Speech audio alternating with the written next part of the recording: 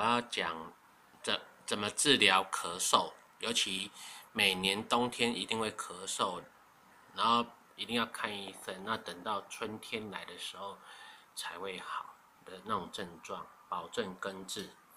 好，第一个我要介绍一个点，就是在这里，啊，就是在小指跟这个为第四个中的上面这个肉，你用手指弓起来把它按压，如果会觉得很痛的话，就是我所谓的肺部有问题。好，你只要把每天按3次，每次10分钟，哈，持续1个礼拜，你就会有痰会出来。那之后如果把痰完全排出来，问题就会根治。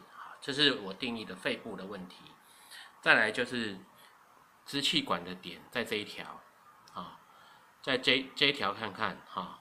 那手法就是你用你的大拇指的这个骨头，这个拇指跟食指把它压住，那从这个根部按压的到这一点，检查哪里有痛点。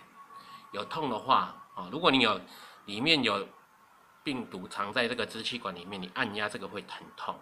那一样每天2、3次，每次5分钟，那按压，那直到大概持续1个礼拜，你大概第3天后就会有那些一堆痰出来。那等痰完全排出后，你的咳嗽问题症状就会根治了。OK， 好，谢谢。